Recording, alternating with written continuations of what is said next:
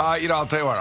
Are we as New York baseball fans sick of the Astros now? Oh, they're the worst, aren't they? Well, I don't know. The worst. They may be the best. Well, you know what I mean. I mean, after what they did to the Mets, and then they came here, and then, of course, you had the Thursday night heroics by Aaron Judge, and then, basically not being able to hit the ball for 2.5 games.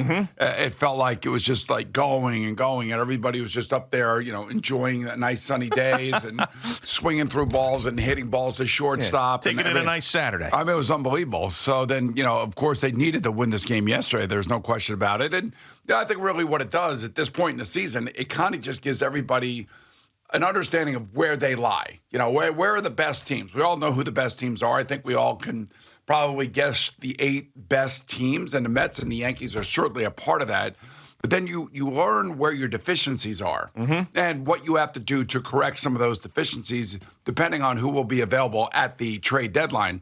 And believe you me, both Billy Epler and Brian Cashman are going to be active at the trade deadline. No doubt about it. No question about it. And the other thing, too, for the Mets, taking 2 out of 3 from the Marlins, that's exactly what they needed to do. It would have been nice to take a sweep there. I know. I feel like every opportunity that you have to sweep a team, they very rarely do it. They had the 1-6-game win streak with the Nationals and the Phillies, which was great. But, I really wanted them to sweep this series. But, hey, fine. You didn't lose the series. You didn't lose the series. That's right. And you're still 5 games above the Braves. And now, you come home, you got today off. And then you have 2 games against the Astros. And then you find out again, where do you lie? Where are you in the list of best teams in the league? And look, we got an eternity to go, man. We got a long way to go. We have the dog days of July, the dog days of August.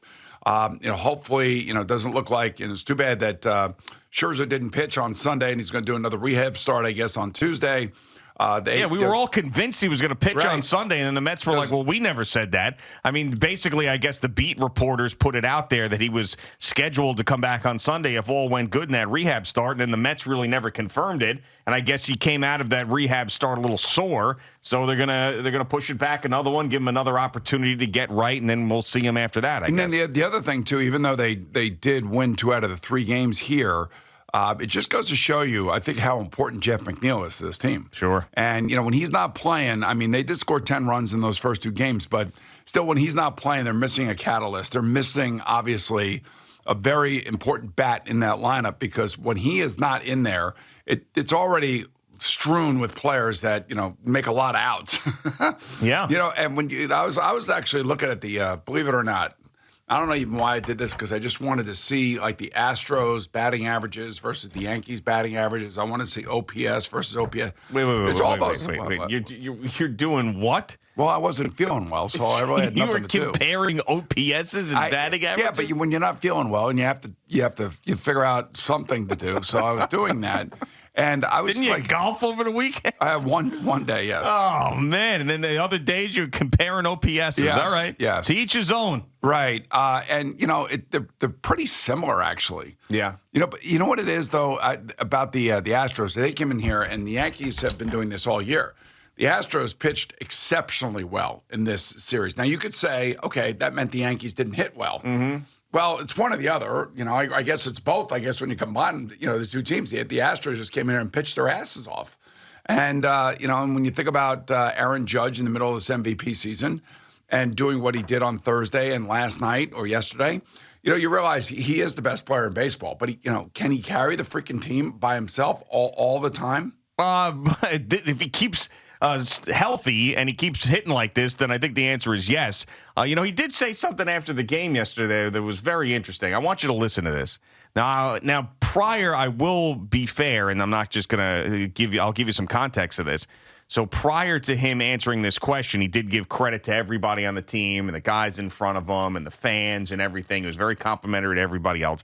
But then Meredith Marakovits on Yes. Gigantic balloons. And by the way, that arbitration hearing, they met midway, but they also put bonuses in for him that looks like, assuming that he continues to play the way he's playing, he should be able to meet those bonuses. Yeah. Well, when you're the best player on the team. Right, when you're the best player on the team. Yeah, where's that? On the best team in the league. Yeah, where's that quiet confidence come from? Well, when you're the best player on the team. Right. How could you not be confident? Yeah. Come on. I kind of understand how he feels. Yeah. Yeah, well, you won an MVP, didn't you? I mean, I guess if you're leading the favorite to win the MVP of the league, then you certainly are the best player on your team. Nobody's arguing that. No, he's an amazing player, and he's right in the middle of having just an incredible season. Yeah, no, it's great. But I mean, by the way, Stanton hit a couple home runs this weekend. Well, I mean, he broke the hitless streak there yesterday with a home run. Yeah. I mean, that had to be, somebody had to. So if you had to go down a list. Yeah. And I'm sure Yankee fans have this list, and I'm sure people like Evan keep a list like this, and I'm sure Evan has it for the Mets. Man, I don't know what happened to you when you were home. You comparing batting averages and OPSs, and now we're doing lists. Yeah, we're doing lists and everything. We're doing top 10. Is this a long-haul COVID symptom? I know. Yeah, What is going Keeping on? stats? What happened to you? Lists. All right, let's do a list then. All right, so Joey Gallo is at the top of the list of Yankees scoring, right? Sure, yeah. Yeah, I would say so. I guess like Josh Donaldson is creeping up there. That would be one for you, yeah. I mean, Aaron Hicks, even, he's been better. He's been a lot better the last couple weeks, and he still plays a very good outfield, very good defensively. Well, so does Joey Gallo, but, Yeah, but it would be nice that, like, every now and again have somebody hit his bat with the ball. Yes. I would think that if you went up there 10 times with your eyes closed, and you knew that they were going to throw a ball down the middle of the plate, that somewhere along the line, like at least twice or 3 times, you'd be able to actually have the ball hit the bat. Sure. Right? But this is what he's been his entire career. Yeah, I mean, right around 200, a lot of home runs at times, goes in big slumps, a million strikeouts. I mean, this is when you traded for him, this is what you knew you were All right, so let me ask you this question. How much different would the team be right now if Miguel Andujar were thrust into this lineup and Joey Gallo was taken out of it? Well, I think you'd lose a little bit, maybe a lot defensively, but you'd get a better hitter in there, a more consistent hitter, and someone with a chip on his shoulder. And what is really the angst of the Yankee fan is what? Well, there's not a lot right now. Though. It's hard to have any because they're playing so great. I mean, I think that's why when you're Joey Gallo, this is like the best team to be on with the struggles that you're having because you can hide. And we all know it comes down to October for this team. Mm-hmm. And when this team sees Houston in the ALC championship, because you know that's going to happen. Yeah. What is it going to take to beat Houston? I believe the Yankees have the pitching to do that. Well, so far they've had the best staff in Major League Baseball. So, I mean, here's the scary thing. Now, it's not like Verlander and Cole back in the day, but what you saw Saturday into Sunday is what we've seen from the Yankees in the postseason. Right, against the Houston Astros. Right. Now, They broke out of it. They won the game, but there was a very long stretch there where... Was it like 18 innings or something? Yes, I mean, well, not 18 because that would have been back-to-back games. I said from the game before the no-hit game. Right, yes, exactly, yeah. But so I was talking just Saturday, Sunday, but basically, when you add it all up. But, I mean, that's what you're afraid of. I'm actually not all that concerned about the pitching. I mean, because they've been so good. You're not worried about your own pitching. You're just worried about the Astros pitching. Yeah, I'm worried about when you get into the postseason and start facing better starters and the best of the best in the league. Is this offense going to shut down? And, oh, by the way, most of the runs this weekend for the Yankees were home runs again. This is who they are. Yes. Right. They're not Punch and Judy hitters. They're all or nothing. There's no Jeff McNeils around there, right? Or Brandon Nimmo's and things like that. Or Luis Guillorme's. But believe me, we have our holes in our lineup, too. Yeah. A lot of them. Did you hear Adam Ottavino after giving up that home run? I did not listen to what he had to say. He was just basically, I'm sure CeeLo will play it, but he was basically like, this is going to have no impact on my life. Like, I'm going to go to bed, I'm going to wake up, and we're going to move on. So I was like, okay. I mean, which is, I guess, good. I mean, that's what you want from a reliever, but he was basically saying, like, none of this matters. Why are you guys in my face with this microphone? Like, I'm just like, it doesn't matter.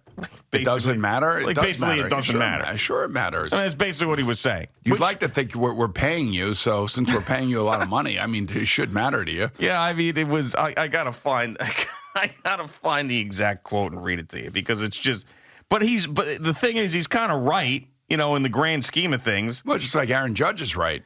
He's the best player on the team. Right, in the grand scheme of things. Right, in the grand scheme of things. When you start thinking about the grand scheme of things. The grand scheme of things. Yes. All right, here we go. Adam Ottavino. I don't want to lose the game for the team, but personally, it's nothing. It's a blip. It's a bump in the road. I'm not going to think about it. I'm not going to lose sleep over it individually. Yeah. So I would think that he probably did lose some sleep over it. He had to. I mean, like, if the game means anything, It's a blip. It's nothing. do you think the Houston Astro pitcher feels that way about yesterday? No, not with his reaction. Well, which no one way. was it? He was ticked. Yeah, of course. I know. It's a blip. It's nothing. No big deal. Just a blip. You know? I mean, in the grand scheme of things, yes, because it's not going to be until October and a 7-game series and the frustrations of the strikeouts and the exhilarations of the home runs and then the frustrations of the strikeouts and then the exhilaration of the home runs.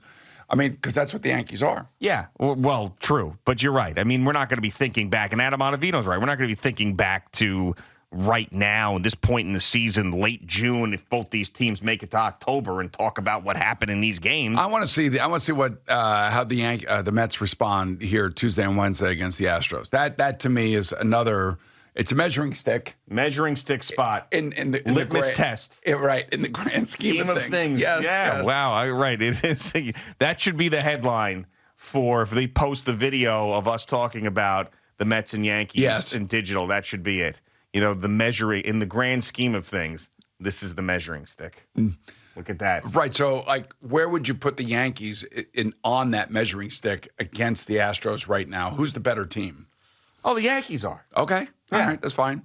The Mets certainly weren't when they went to Houston. They got their asses handed to them. But then they had pitching issues going into that. Mm-hmm. Right? Yeah, of course. Right. Absolutely. But no, the Yankees are the best team in baseball. So I have a quick question for you. Yeah. It has nothing to do with baseball. Okay. I'm just reading one of the monitors in our studio. Yeah, it looks like a sports show that's on some there. Sports show. Somebody's screaming and yelling at each other. Yeah. That looks like JJ is up there. Oh, is that who that was? Yeah, it looked like JJ was standing there. Yeah. So here's the question that they were trying to ask. Yeah. I saw that too. Will Kyrie Irving ruin the Nets? He already has. Right. Exactly. Will he? He already did. Right. Will it be Tuesday tomorrow? Thank you for watching. Please like, comment, and subscribe. And don't forget to hit the red bell so you're notified when we have new content.